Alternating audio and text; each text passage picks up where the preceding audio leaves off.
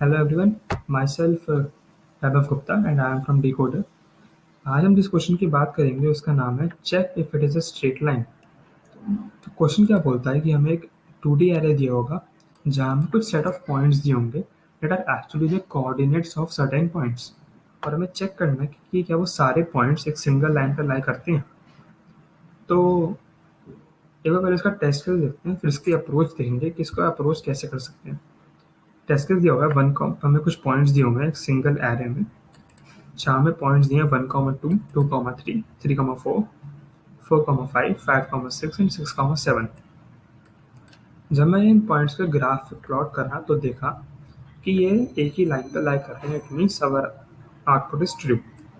But कैसे check करेंगे in terms of our programming language? तो इसका मैं सिंपल अप्रोच अगर बताऊँ तो क्या हो सकता है कि अगर मैं हर एडजेसेंट पॉइंट्स के स्लोप निकाल लूँ और उनको सभी के एडजेसेंट पॉइंट वाले स्लोप से कंपेयर करूँ, और अगर सबका स्लोप सेम आता है, इट मीन्स मेरे सारे पॉइंट्स एक सिंगल लाइन पर लाई करते हैं, एल्स मैं अपना फॉल्स दे दूंगा कि मतलब नहीं नहीं करते। एक और टेस्ट केस देख लेते हैं। यहाँ दिया हुआ है पॉइंट्स 1,1, 2,2, 3,4।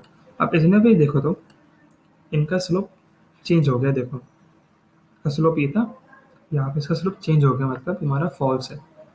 तो मैं अप्रोच में क्या करूँगा, मैं पहले फर्स्ट 2 पॉइंट्स का स्लोप निकाल लूँगा इन दोनों का। फिर मैं इसको अपने एक वेरिएबल में स्टोर कर लूँगा, स्लोप वेरिएबल में, एंड देन मैं इटरेट करके अपने एरे को सब पॉइंट्स का स्लोप निकालता जाऊँगा और अपने स्लोप जो मैंने पहले लिया था उससे कंपेयर करते जाऊँगा। अगर सबका पॉइंट्स एंड में आते हुए सबका सेम आता है स्लोप, तो मैं बोल दूँगा कि हाँ, मेरे सारे पॉइंट्स एक सिंगल लाइन पे लाई करते हैं। अदरवाइज़ अगर एक का भी during the traversing of array अगर एक भी पॉइंट का स्लोप इक्वल नहीं आया, तो मैं बोल दूंगा कि नहीं, मेरे जो पॉइंट्स हैं वो लाई नहीं करते एक सिंगल लाइन पे। अब इसका कोड देख लेते हैं। पहले मैंने एक वेरिएबल डिक्लेयर कर दिया, दैट इज फ्लोट स्लोप 0। अब मैंने फ्लोट क्यों लिया? क्योंकि जो स्लोप है ना, मैं उसको एक्चुअली डिवाइड करूंगा। स्लोप का फॉर्मूला क्या होता है मैं लिख देता हूँ। स्लोप का फॉर्मूला होता है y2 minus y1 one by x2 minus x1। क्योंकि मैं यहाँ पे डिवीजन कर रहा हूँ, तो ये भी पॉसिबल है कि मेरा जो स्लोप है वो डेसिमल्स में आए, और मुझे ये कंडीशन चेक करनी पड़ेगी कि मतलब वो डेसिमल में होना चाहिए, वरना प्रॉब्लम आ सकती है। एंड एक और कंडीशन मुझे चेक करनी है कि सपोज अगर कभी x2 और x1 इक्वल हो गए, तो मेरी जो स्लोप की वैल्यू है वो इनफाइनाइट आ जाएगी, जो मैं भी दिक्कत करेगा, क्योंकि division by zero is an error in coding language. तो मैं क्या करूँगा, जब भी मुझे कोई ऐसा केस मिलेगा जहाँ पर x2 और x1 इक्वल होगा, तो मैं स्लोप की कोई बहुत ही हाई वैल्यू ले लूँगा। अब उसका कोड आगे देखते हैं। मैंने पहले वही किया, मैं पहले मेरा जो पहला 2 पॉइंट्स हैं, मैं भी उनके स्लोप यहाँ पे कैलकुलेट करने वाला हूँ। तो पहले मैंने चेक किया कि क्या मेरे x2 और x1 इक्वल हैं। जैसे कोऑर्डिनेट 0 मतलब जो मेरा 2D एरे दिया है उसका फर्स्ट पॉइंट का 0 मतलब x coordinate. Same second point का एक्स कोऑर्डिनेट मतलब मैं उनको चेक कर रहा हूँ कि दोनों इक्वल हैं। अगर दोनों इक्वल हैं तो मैंने इन्हें बहुत ही हाई वैल्यू दे दी, दैट इज़ 1:6, लाइक नहीं ये वाला दे दी इनको। एल्स अगर ऐसा नहीं है तो मैं स्लोप को वैल्यू दे दूंगा y1। अब y1 कैसे? सेकंड पॉइंट मतलब 1 इंडेक्स पे जो, मतलब वो सेकंड पॉइंट हो गया, तो सेकंड पॉइंट का y coordinate minus first point का y coordinate divide by second point का x coordinate minus second point minus first point का एक्स कोऑर्डिनेट। और यहाँ मैंने इसको फ्लोट में कन्वर्ट कर लिया है ये लिख के, ताकि मेरे को जो मेरी स्लोप की वैल्यू है वो इन फ्लोट्स मिले। तो उनमें ये भी जो मेरे पहले 2 पॉइंट्स थे उनका स्लोप आ गया।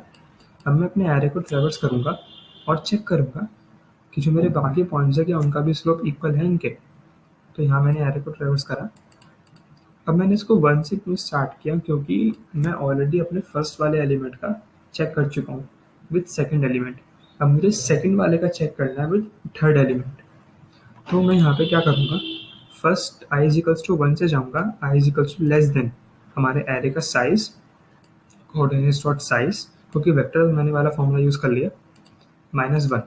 अब -1 क्यों किया, क्योंकि मैं उस एक जो मेरा करंट एलिमेंट है उससे +1 वाले का स्लोप चेक करूँगा।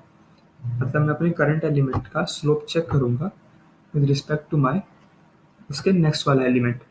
और अगर मैं उसके लास्ट इंडेक्स पे पहुंच गया और अगर मैंने +1 करा तो मुझे एरर दे देगा कि इंडेक्स आउट ऑफ रेंज। इसलिए मैंने यहाँ पे पहले से ही -1 कर दिया। मैं वही काम करते हैं जो मैंने यहाँ पे किया था।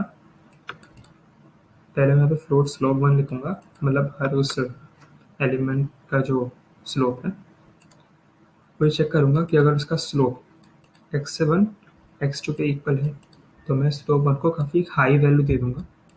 और अगर ऐसे नहीं है तो मैं सिंपली उसका स्लोप निकाल दूँगा, कैसे, y2 minus y1 upon x2 minus x1। ठीक है, और यहाँ भी मैं इसको फ्लोट में ले रहा हूँ।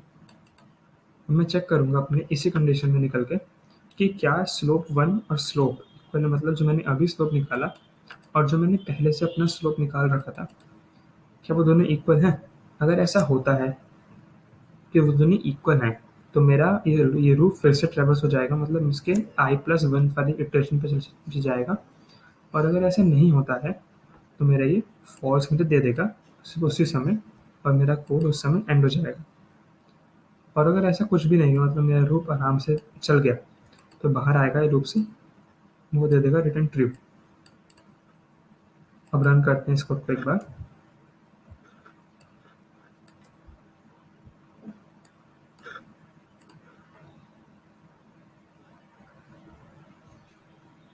ओके, तो मेरा कोड काम कर रहा है, काफ़ी अच्छे रन टाइम में काम कर रहा है, लाइक 4 मिली सेकेंड्स में। एक बार इसकी टाइम कम्प्लेक्सिटी चेक करते हैं कितनी होगी, क्योंकि मैं लूप को सिर्फ एक बार ही ट्रेवर्स कर रहा हूँ।